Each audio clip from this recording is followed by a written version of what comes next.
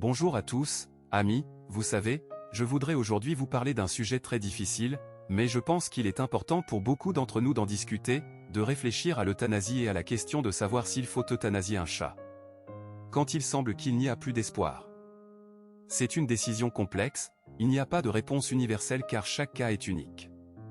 Il y a des situations où le chat souffre terriblement, et les vétérinaires confirment l'absence de chance de rémission, des processus irréversibles étant en cours, ne laissant que la souffrance. Par exemple, lorsque le foie est gravement atteint, etc. Mais il y a aussi des cas où l'issue est incertaine, et c'est là que les opinions divergent. La relation avec le chat devient alors primordiale. Je vais vous raconter quelques histoires, y compris celles vécues personnellement. Aujourd'hui, quelqu'un a partagé dans un groupe une histoire illustrant les difficultés de la profession vétérinaire.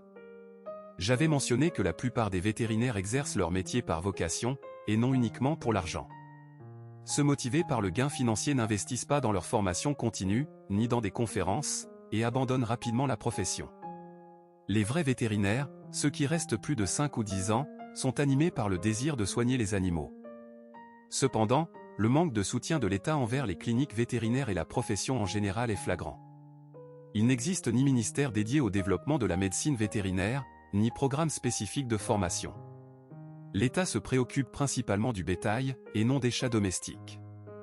Le développement des cliniques vétérinaires dépend donc principalement des moyens financiers des propriétaires d'animaux, ce qui est problématique compte tenu du coût élevé du matériel, de la formation et des soins en général. Un propriétaire a exprimé son mécontentement après avoir subi des frais importants pour le traitement de son chat de 19 ans, décédé malgré les soins. Il reprochait au vétérinaire de ne pas lui avoir conseillé l'euthanasie afin d'éviter des dépenses inutiles. J'ai alors raconté ma propre expérience avec ma chatte, atteinte d'un coronavirus félin. Malgré des conditions de vie optimales, elle a contracté un virus.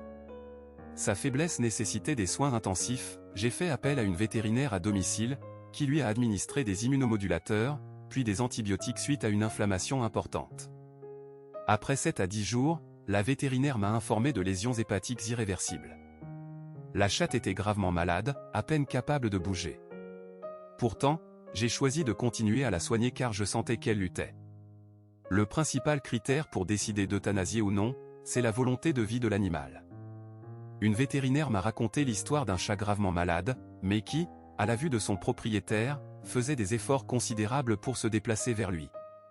Si votre chat manifeste une volonté de vivre, même faiblement, par un regard, une tentative de contact, il ne faut pas l'euthanasier. Lorsque ma chatte Aska était gravement malade, on m'a conseillé de cesser les traitements coûteux. J'ai refusé tant qu'elle manifestait une volonté de vivre. Nous avons poursuivi les analyses, les traitements, et après 3 jours, elle s'est améliorée spectaculairement. Une semaine plus tard, elle était de nouveau joyeuse et active. Il n'est pas toujours facile de discerner la volonté de vivre d'un animal. J'ai récemment discuté avec un vétérinaire chef de clinique, qui a souligné la prolifération de prestataires non qualifiés proposant des services d'euthanasie à domicile via Internet. Face aux reproches de propriétaires se sentant exploités financièrement, il faut rappeler que la vie d'un animal n'a pas de prix. Une décision d'euthanasie doit être prise au cas par cas.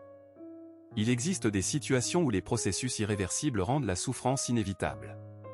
Même dans ces cas, la décision reste extrêmement difficile. Cependant, une vétérinaire m'a dit, si votre chat manifeste une volonté de vivre, vous n'avez pas le droit de le faire euthanasier. Vous le sentez dans ses mouvements, son regard. N'hésitez pas à partager vos opinions en commentaire.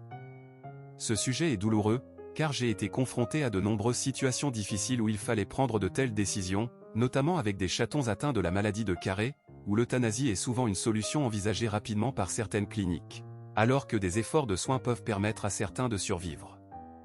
Un immense merci à tous ceux qui sauvent les chats, à ceux qui ne se contentent pas de dire que les chats doivent vivre dehors, et qui agissent concrètement pour les aider.